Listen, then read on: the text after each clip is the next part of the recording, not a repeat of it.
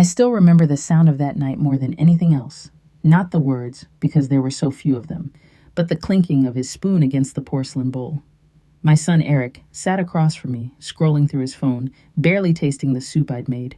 The same soup I used to cook when he was little, the one he once said tasted like love. The living room clock ticked loud enough to fill the silence between us. I tried to pretend everything was normal, that this quiet was just the kind that comes from being tired after a long day. But deep down, I knew better. There was something missing from his eyes, a softness that used to be there when he'd smile at me for no reason at all. He didn't look up. The glow of his screen lit his face more than the lamp between us. That blue light made his skin look colder, sharper. Like the man he was becoming wasn't my son anymore, but someone else entirely. I stirred my soup just to have something to do with my hands. "Did you eat lunch today?" I asked softly. No answer. I waited a few seconds, then added, "I packed some stew in the freezer for you, just in case." He mumbled something that sounded like yeah, but it was swallowed by the hum of the refrigerator. He kept scrolling, his thumb moving faster than his words ever did.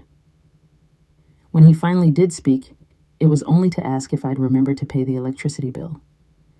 No thank you, no warmth, just numbers and bills. I looked at him, really looked, and saw a grown man with tired eyes, but not a trace of the boy who used to chase fireflies in the backyard.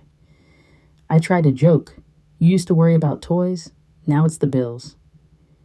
My laugh cracked in the air like something brittle. He didn't even glance up. The soup was getting cold. I lifted a spoonful to my lips, but the taste was gone. Not because of the salt or the seasoning, but because it was missing the one thing that used to make it whole, the smile across the table. I thought of the nights when he'd sneak out of bed, tiny feet padding across the floor asking, "Mama, can I have more?" And I'd pretend to scold him, but I'd fill his bowl again, laughing quietly as he slurped it down. That boy had vanished somewhere between growing up and growing distant. I wanted to reach out to touch his hand like I used to when he had nightmares, but something in me hesitated. Maybe it was pride, maybe fear. Maybe I just didn't want to feel the rejection that was already written in his silence. The lamp flickered, and the shadows on his face shifted, making him look older, like time had sped up when I wasn't looking. My heart ached at the thought that I had raised a man who no longer saw me. Not really. I tried again. "How's Melissa, settling into her new job?"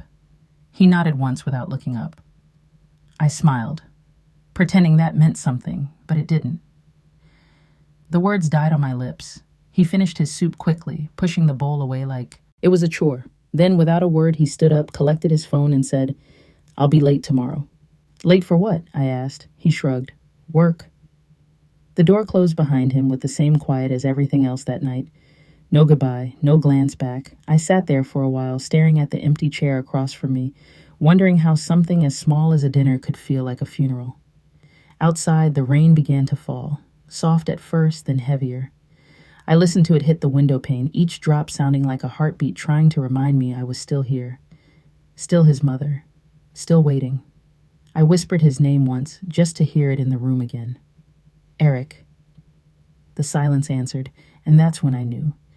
Love doesn't always leave in storms or fights. Sometimes it leaves quietly, spoon by spoon, word by word, until all that's left is a table, a bowl of cold soup, and a mother who still believes tomorrow might be different. When Eric and Melissa bought their new house, I told everyone how proud I was. I bragged about the big windows, the marble counters, and the guest room he promised would always be mine. It was everything I had hoped he'd have. A life better than mine. But when I first stepped through that front door, I realized that sometimes the walls of a house can whisper who truly belongs there. Melissa greeted me with a smile that never reached her eyes. "Oh, Mrs. Carter," she said, her tone sweet but cold. "You finally made it." I tried to hand her a basket of muffins I'd baked that morning, but she waved it off politely, saying, "We don't eat much sugar anymore." I laughed awkwardly, pretending not to notice the way her gaze drifted to the shoes I wore, the old cardigan she probably thought was outdated. The house was beautiful, spotless, modern, silent. Every corner gleamed, but none of it felt warm. I noticed how the family photos on the shelves only showed the two of them, smiling in perfect lighting. I searched for even one with me in it, but there wasn't a single one. Not even from his graduation, where I'd spent all night sewing his gown because the store had sent the wrong size. Eric gave me a quick tour, like a realtor showing a stranger around. Here's the living room, the dining area, and this will be your room, he said. Just for when you visit. I smiled, but the word visit caught in my throat. Visit? I thought I was supposed to live here, at least for a while, until I got settled. Melissa's perfume filled every room, strong and citrusy. It was the scent of something expensive, something I could never afford, something that didn't welcome me. As I placed my small suitcase by the guest bed, I noticed the sheets were crisp, untouched, like they were waiting for someone else. A vase of fake flowers sat by the window. Even the petals looked rehearsed. That night at dinner, Melissa set the table for 3. She poured wine for herself and Eric and water for me. When I reached for the salt, she smiled and said, "We're cutting back on sodium." I laughed softly, but my hand trembled. Eric didn't notice.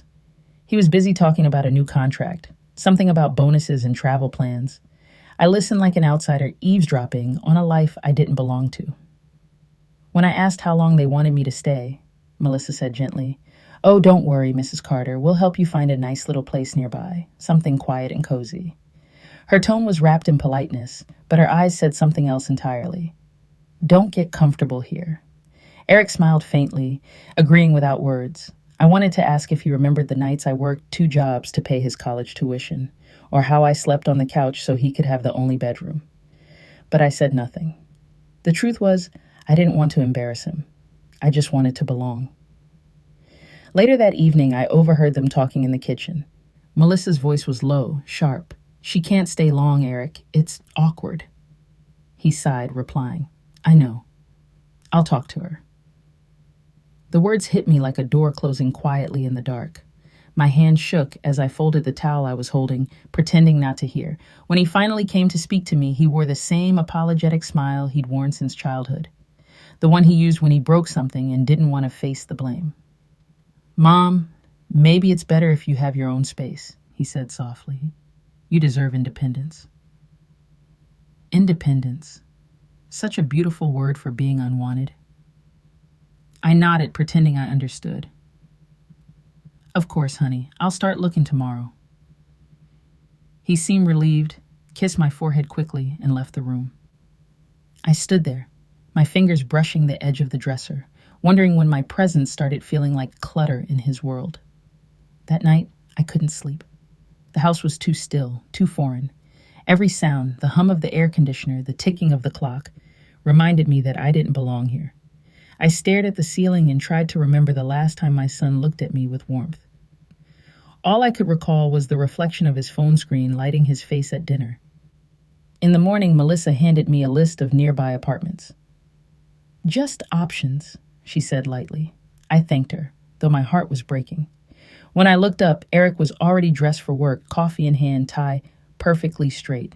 He kissed her cheek and left without even glancing in my direction. As the door shut, I took a deep breath and smiled to myself. A small, tired smile. I told myself this was just another chapter, another adjustment. But as I folded the paper with apartment listings, one thought refused to leave my mind. Sometimes, home isn't where your child lives. It's where your memories still love you back. The day it happened started like any other Sunday. I arrived at Eric's house with a casserole dish, still hot, wrapped in a towel the way I always did when he was a boy. He used to say no one made chicken and rice like his mama. The memory made me smile as I knocked on the door, but when it opened, that smile faltered. Melissa stood there, dressed perfectly as always, her lips painted the color of expensive wine. She glanced at the dish in my hands and sighed lightly. "Oh, Mrs. Carter, you didn't have to bring food. We already ordered lunch." Her voice was polite, but I could hear the impatience buried underneath. Eric appeared behind her wearing a crisp shirt and that distracted look he'd perfected. The one that made me feel like a guest in his life. "Hey, Mom," he said quickly, checking his watch. "We're having company soon." I nodded, pretending I wasn't hurt. "That's all right, sweetheart. I'll just drop this off and go." Melissa took the dish from me, holding it with 2 fingertips as though it might stain her nails. "Thanks," she said flatly. I stood there for a moment, waiting for the invitation that never came. Finally, Eric sighed. "Come on in for a bit." His tone carried no warmth, more obligation than affection. I followed him into the dining room, noticing the table already set for 6. No 7 plate for me. As I sat quietly in the corner chair, I tried to start a conversation. I saw your picture in the paper, Eric. Your company's doing well. Your father would have been proud. Melissa smiled stiffly, but Eric's jaw tightened. Mom, he said, lowering his voice, don't bring up Dad at lunch. It makes people uncomfortable. I froze, my mouth half open. I'm sorry, I murmured. I just meant... He interrupted. It's fine. Just please don't. Then he turned away, pretending to adjust the silverware. The guests arrived soon after, his colleagues all polished and loud. I sat quietly while they complimented the decor, the view, the meal Melissa claimed she'd helped prepare. Not once did Eric mention the casserole still cooling on the counter. Halfway through lunch, one of the guests laughed and said, Your mom must be proud of you. Everyone turned to look at me, smiling politely. I smiled back, trying to lighten the moment. Oh, I'm always proud of my boy, I said. He'll always be Mama's little... Stop calling me Mama, Eric snapped. The laughter around the table died instantly. The air went still, thick as syrup. My hand froze on the tablecloth. What? I whispered. His face was red, eyes darting between his guests. I'm not a kid anymore, he said harshly. It's embarrassing, okay? I felt the blood drain from my face. I didn't mean... Just please, don't call me that again. No one said a word. Even Melissa looked uneasy, glancing between us as if wishing the floor would swallow me whole. I managed a trembling smile, my voice barely holding. Of course, Eric, old habits, that's all said. The rest of the lunch passed in silence for me. I ate without tasting, laughed without hearing, breathed without feeling. When the guests left, I stood to go too. Melissa offered me a polite hug, more air than touch. Eric didn't look up from his phone. As I walked to the door, I heard him say, Mom's just sensitive. She'll be fine. The words stung worse than the outburst, because in that moment I realized it wasn't anger that filled his voice. It was shame. I was the embarrassment he wanted to hide. Outside, the sun was bright, but it didn't warm me. I held the casserole dish close to my chest, though it was cold now. Each step down that driveway felt heavier than the last. When I reached the car, I whispered softly to no one but myself, You'll always be my boy, even if I can't be your mama anymore. Then I sat there for a long time, hands trembling on the steering wheel, trying not to cry, but failing anyway. Sometimes love doesn't end in anger. Sometimes it just fades under polite words and heavy silences until all that's left is a mother sitting in her car, wondering when love turned into humiliation. I didn't plan to go back after that Sunday, but life has a way of testing how much a mother's heart can bend before it breaks. A week later, I packed a small bag, wrote a short note, and decided to see him one last time.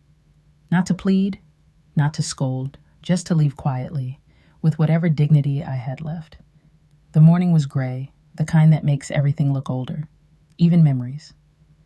I walked to the bus stop, clutching the envelope that held my last bit of savings. The driver, a kind old man, asked where I was headed. Just home, I said. The word felt foreign on my tongue. The bus windows were fogged from the drizzle. I wiped a small circle clear with my sleeve and watched the city slip past. Laundromats, corner stores, people rushing with umbrellas. Everything looked busy, alive, and I felt so still. I thought of how many mornings I'd packed lunches for Eric before work, kissing his forehead while the sun rose. He used to laugh and say, "You spoil me, Mama." Those words echoed now like ghosts. When I arrived at Eric's house, the gate was open. It used to be a welcoming sight. That day, it looked like an open mouth waiting to swallow me whole. I hesitated before ringing the bell, half hoping no one would answer. But Melissa did, hair perfectly curled, perfume sharp enough to sting. She blinked in surprise. "Oh, Mrs. Carter." "I won't stay long," I said. "I just came to bring something for Eric." She nodded stiffly, stepping aside like she was letting in a draft she couldn't wait to close out. I stepped inside, my shoes leaving small wet prints on the tile. The house smelled like lavender and new furniture. Not the scent of home, but the scent of someone protecting perfection. Eric was in the living room, papers scattered across the coffee table. His tie loosened. He looked up when I walked in, startled, then uncomfortable. "Mom, what are you doing here?" "I came to drop these off," I said, handing him a small stack of old photographs. "You left them in your childhood room." He glanced at them quickly, then set them aside like they were nothing more than receipts. One photo slipped from his fingers and landed face up on the floor, him at 8 years old, holding a kite taller than himself. Neither of us picked it up. "Thanks," he said flatly. "You didn't have to come all the way for that." His words weren't cruel, but they were sharp in their indifference. He was busy pretending to be calm, but the distance between us filled the air like fog. I smiled weakly. "I know, I just wanted to see you once more before I move." His brow furrowed. "Move? To where?" I took a slow breath. "A little apartment near the park, nothing fancy. But it'll do. Don't worry, I won't be a burden." My voice wavered, but I forced it steady. I thought maybe it's time I lived on my own again. He hesitated, maybe out of guilt, maybe surprise. "You don't have to rush. We could have helped." I shook my head gently. "You've helped enough." I meant it kindly, but the weight of the words made him look away. For a moment, I thought I saw regret flicker across his face. Small and fleeting like a match in the wind, Melissa hovered nearby, pretending to tidy the shelves. I caught her watching the clock. I turned to Eric and smiled, the way mothers do when they know their time is up. "I made your favorite soup last night. I left some in the fridge. Thought you might still like it." He didn't respond. Maybe he didn't hear me, or maybe pretending not to was easier. The silence pressed between us until even the ticking of the wall clock sounded like judgment. I took a deep breath and reached into my bag, pulling out the small photo of him as a boy. Messy hair, missing tooth, covered in mud, but grinning like the world belonged to him. "Do you remember this?" I asked. My fingers trembled slightly as I handed it over. He looked at it briefly and nodded. "Yeah, that was a long time ago." "Yes," I said softly. "It was." I placed the photo on the table, right on top of his paperwork. "That's the boy I'm leaving with me. The one who still called me Mama." He opened his mouth, maybe to apologize, but no sound came out. I could see the struggle behind his eyes, the tug between pride and love. I didn't wait for him to choose. I knew which one would win. "Take care of yourself, Eric," I said, heading for the door. "And thank you for teaching me how to let go." He stood up suddenly. "Mom!" I turned. "It's all right," I whispered. "You don't have to say it." The silence between us said everything words couldn't. The room smelled faintly of lemon cleaner and regret. I stepped outside into the chill of the evening.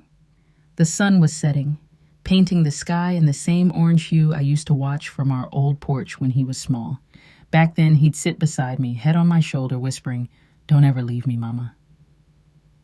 I smiled sadly at the memory. "I didn't, baby," I murmured to the wind. "You left me first." As I walked away, the lights in his house flickered on. Behind me, life continued, warm, bright, and far away from where I stood. I clutched my bag tighter and kept walking, one small, steady step at a time. The walk to the bus stop felt longer than usual. The cold bit at my fingers, and my legs ached, but I didn't stop. At one corner, I saw a mother holding her little boy's hand as they crossed the street. He tugged, laughing, and she scolded him softly, then kissed his head. I smiled, though my throat tightened. That used to be us. When I reached the stop, I sat on the bench, listening to the rain beginning to fall again. The drops tapped gently on the shelter roof, steady and rhythmic, like a lullaby I once sang to him. I closed my eyes, letting the sound wash over me. Somewhere in the city, my son was eating dinner, unaware that this quiet goodbye would be the last time he'd see me before everything changed. And though I didn't look back, I could feel the weight of his silence following me all the way home. Only this time, it no longer hurt. It simply reminded me that I had loved, completely and without condition. It was a cold Wednesday morning when the phone rang. I was just finishing my tea, the kind of morning where the world feels quiet and small. The phone hardly ever rang these days, and for a moment, I almost didn't pick it up. Something in my chest told me it wouldn't be good news. "Mrs. Carter?" a voice asked, distant and clinical. "This is St. Mary's Hospital. Your son, Eric Carter, has been admitted. We need you to come in as soon as possible." My heart dropped. The cup slipped from my hand and shattered on the floor. "What happened?" I whispered. The voice paused before answering. "Severe kidney failure. He's stable, but critical. Please come right away." The next thing I knew, I was rushing out the door, not even bothering with a coat. The bus ride felt endless, every red light cruelly long. I watched raindrops race down the window, my reflection trembling between them. 1,000 memories flooded in, his laughter, his first day at school, the day he said he didn't need me anymore, but no matter how far he'd gone, he was still my boy. When I reached the hospital, the sterile smell hit me like a wall. A nurse led me down a corridor, her shoes squeaking softly on the linoleum. I could barely breathe. At the end of the hall, I saw him, pale, still, tubes running from his arms, machines blinking quietly like distant stars. Melissa was there too, her eyes red, but dry. She turned to me as if she hadn't expected me to come. "They called you?" she asked. I nodded. "They said you're the only possible match," she murmured. Her voice was fragile but cold. "I didn't think you'd—" She trailed off, unable to finish the sentence. I stepped closer to Eric's bed. His face was thinner, his lips colorless. I reached out and touched his hand, cool to the touch. "Hey, baby," I whispered. "You're gonna be all right." My voice cracked. He didn't respond. His eyelids fluttered but stayed closed. The doctor entered, clipboard in hand. "Mrs. Carter, I'm glad you're here. Your son needs a transplant as soon as possible. We've run tests, and you're the only compatible donor." His words hung in the air, heavy with implication. Melissa turned away, wiping at tears that never quite fell. "It's risky, isn't it?" she asked the doctor. "For her, I mean." The doctor nodded. "There's always risk, but without it, he won't make it." They all looked at me then, waiting. I felt every pair of eyes in that room pressing on me. I thought of the last time I saw him, how he'd stood silent while I walked away. I remembered the words, "Stop calling me mama." And yet, in that moment, those words didn't matter. Love doesn't need permission. "I'll do it," I said quietly. "Schedule it as soon as you can." The nurse gasped softly. Melissa stared at me, her mouth opening and closing like she wanted to protest. "You don't have to—" she began, but I stopped her. "He's still my son." The doctor nodded, his eyes kind. "We'll start preparations right away." As they left the room, I sat beside Eric, my hand still holding his. "You were my first heartbeat," I whispered. "If mine keeps you alive, that's all the purpose it needs." I stayed there for hours, watching the monitors beep softly, listening to the rhythm of a machine that had taken over what his body could no longer do. The world outside that room could have ended, and I wouldn't have noticed. Eventually, a nurse came to escort me to testing. As I walked away, I turned for one last look at him. My son. The boy who once begged for one more bedtime story. The man who once told me not to call him mama.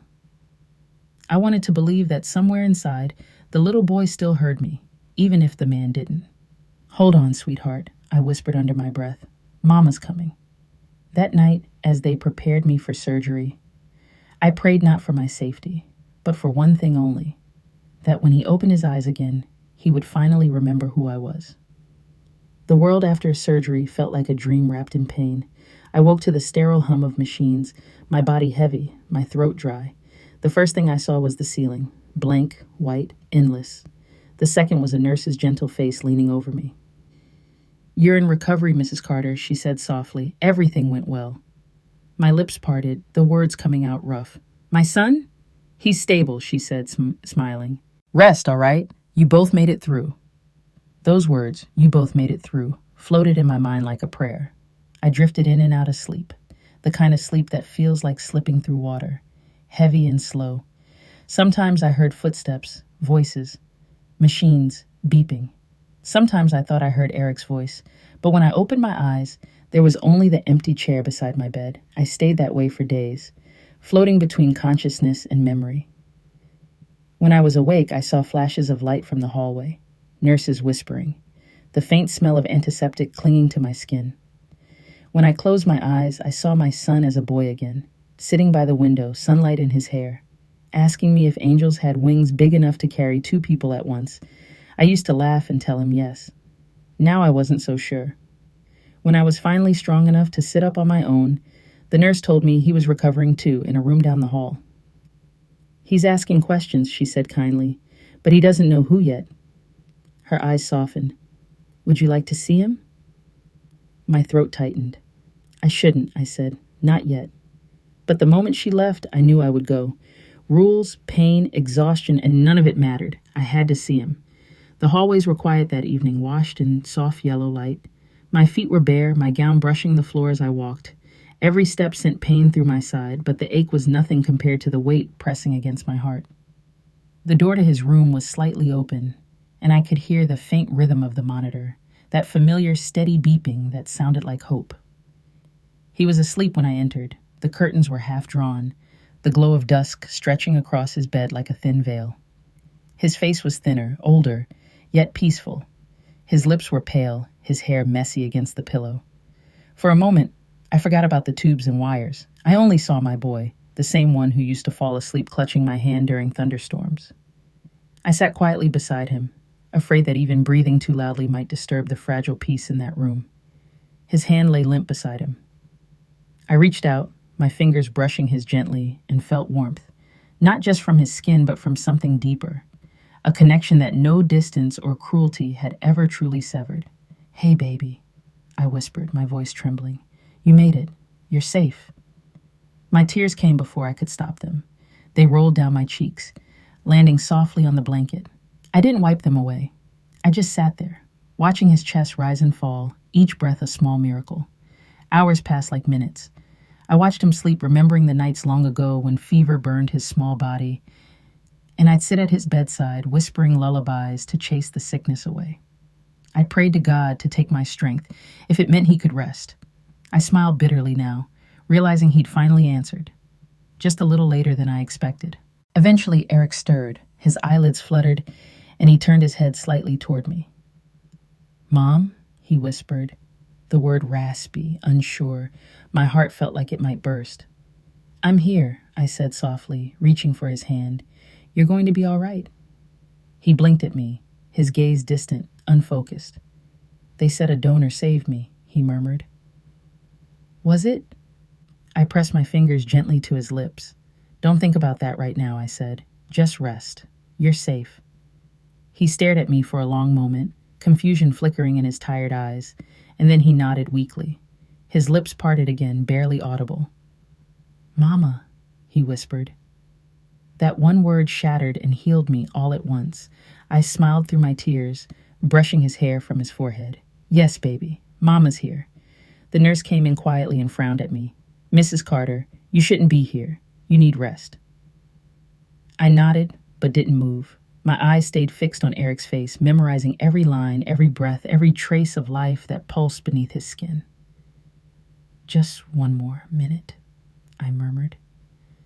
After the nurse left, I leaned forward and kissed his forehead. A soft, trembling kiss filled with everything words could never carry. "You rest now, my love," I whispered. "Mama's got you." When I finally stood to leave, my legs trembled and the world swayed. The hallway outside was empty, the lights dimmed. I pressed a hand to my bandaged side and took a slow breath. The pain was sharp, but it reminded me I was alive, that he was alive. Somewhere behind that door, my son was breathing with a part of me inside him. And for the first time in years, that was enough. Morning light seeped through the thin hospital curtains, painting the room in shades of pale gold. I sat in bed, propped up by pillows, staring at the bandage across my side. It ached when I breathed, but it was a quiet pain, the kind that reminded me something had been taken and given at the same time. The nurses called it a miracle. I called it motherhood. I could hear the world outside my door, carts rolling, monitors beeping, nurses calling out names. Life kept moving, but mine had slowed to a fragile pause. I turned my head toward the window and thought of Eric, just a few doors down, sleeping peacefully. I hadn't told him, not yet. I wasn't sure if I ever would. The doctor came in that morning, holding a clipboard and a cautious smile. "You're healing beautifully, Mrs. Carter," he said. "Your son's vitals are strong. The transplant was successful." "Will he find out?" I asked quietly. He hesitated. "We usually disclose donor information, but your request for anonymity is noted. It's your choice. You can tell him, or you can remain unnamed." I nodded slowly. "Unnamed," I whispered. "Let him have peace before truth." When he left, the room fell silent again. My mind wandered back to all the choices I'd made for that boy, the scraped knees I kissed, the lunches I packed, the nights I stayed up so he could study. Every decision came from the same place: love, fierce and invisible. And now, even this one, the biggest of them all, felt like just another extension of that same love. By the second day, I could stand without help. My steps were slow but determined. I shuffled to the nurse's station, signing the papers that would officially make my donation anonymous. My hand trembled as I wrote, but the signature came easily. From Mama, I thought, though I didn't write the name. The nurse looked at me, eyes soft with understanding. "He'll want to know someday," she said gently. "Maybe," I murmured, "but by then he'll be strong enough to face it." Later, I found myself in the hospital chapel, a small, quiet room filled with the smell of wax and lilies. I sat on one of the pews and bowed my head. "Lord," I whispered, "don't let him carry guilt. Let him live. Let him love. That's all I ever wanted." My tears fell silently onto my lap, staining the thin fabric of my gown.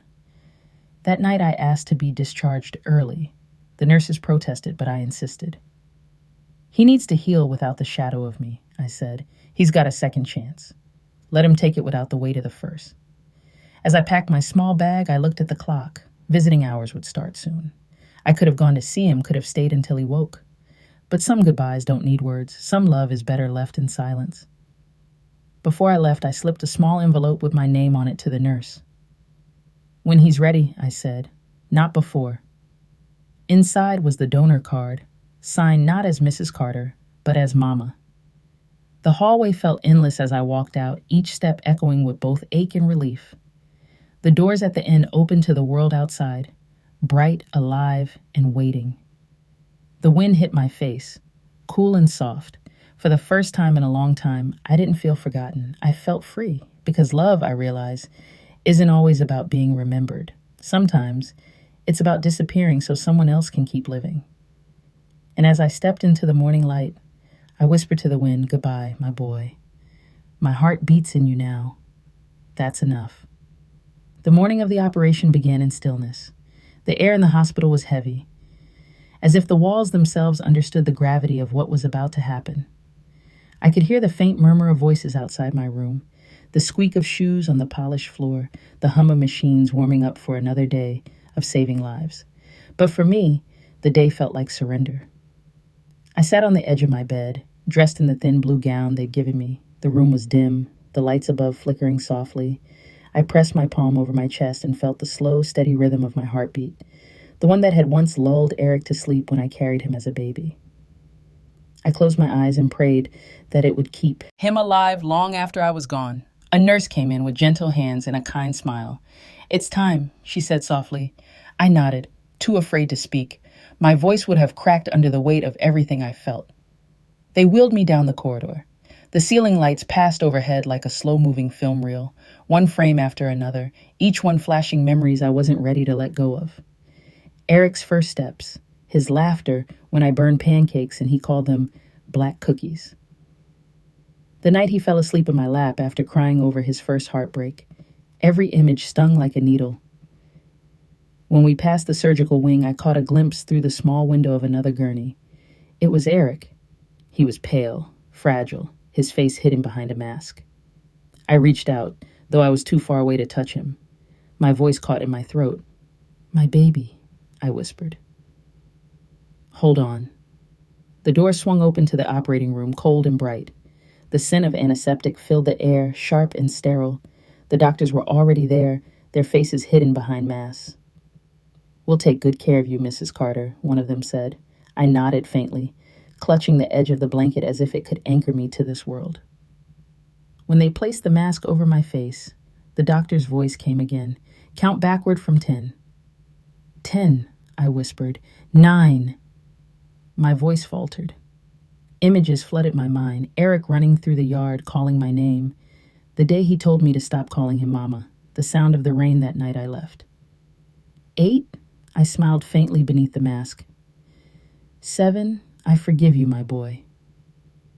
Then darkness. When I woke, the world felt strange. Too bright, too quiet. Pain wrapped around me like a blanket, deep and sharp. My hand moved instinctively to my side, where the incision was. The nurse's voice came through the fog.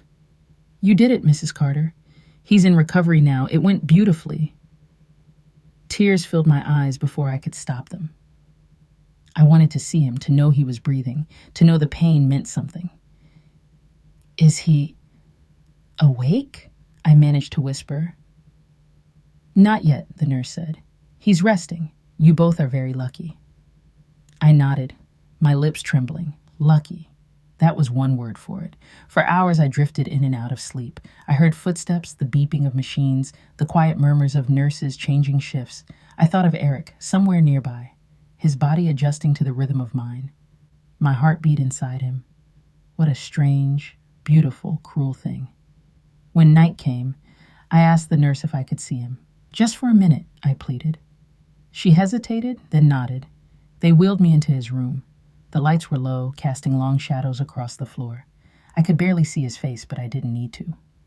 I felt him. The faint pull between us. Something ancient and unbreakable. I reached for his hand, brushing my thumb across his knuckles. You rest now, sweetheart, I whispered. Mama's still here. His eyelids twitched, as if he heard me, and in that tiny motion, I felt peace wash through me like a tide. I closed my eyes, leaned my head back, and let the silence cradle me.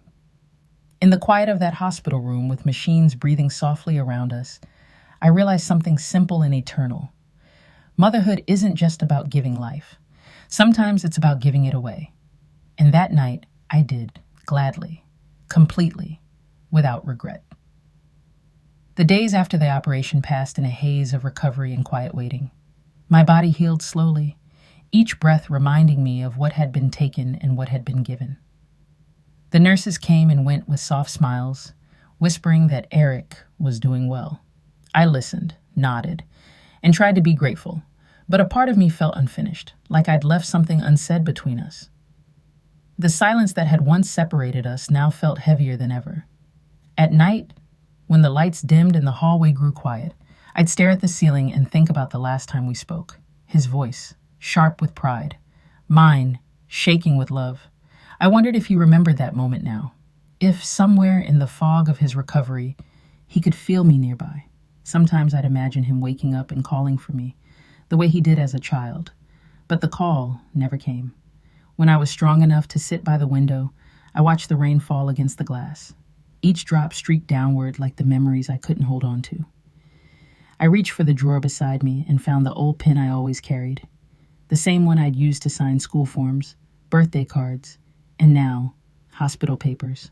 Somehow, it felt right that this same pen would write my last words to him. The hospital room was still and gray, the rain tapping gently against the window. On the small tray beside my bed, I placed a single sheet of paper. The pen trembled in my hand. I started with his name, Eric, and pause, the word alone almost enough to make me cry. Then slowly, I began to pour my heart out. My dear boy, you won't know this until much later, but you carry more of me now than just blood. I gave you what you needed because I could. Because I always would. You may have turned your back on me, but I never stopped being your mother. I never will. The words came in waves, soft, steady, unstoppable. I told him about the nights I waited for his calls that never came. I told him how proud I was of the man he became, even if he forgot where he came from. I told him I forgave him long before he ever asked. I even wrote about the soup, the dinner table, the way he used to laugh at my bad jokes. I wanted him to remember me not as a ghost of guilt, but as warmth, the kind that lingers long after the fire burns out. When I finished, I folded the letter carefully and placed it inside an envelope. I sealed it with shaking hands and wrote just 2 words on the front. For Eric. Beside it, I left the donor card. My signature was small and deliberate. From Mama, not yours. It wasn't written out of anger but truth. The truth that love can still exist even when it's not returned. That night, I handed the envelope to the nurse, the same kind woman who had let me see him after surgery. Give this to him when I'm gone, I said quietly. She frowned. Gone? You're being discharged tomorrow. I smiled faintly.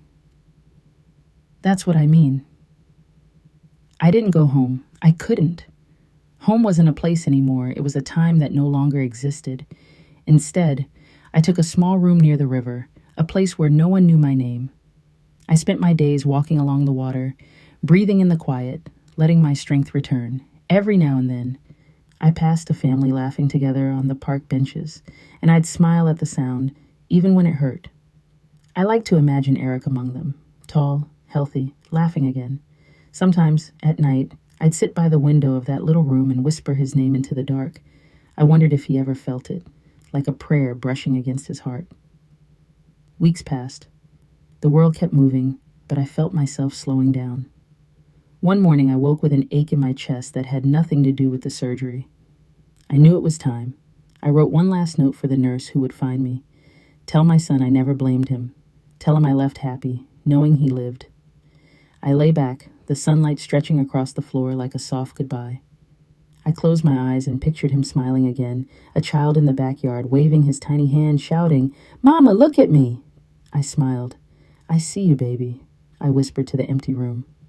The hospital called Eric a few days later. He rushed in demanding to see me, only to find an empty room and a sealed envelope waiting for him. They said he stood there for a long time, just staring at it, his hands trembling.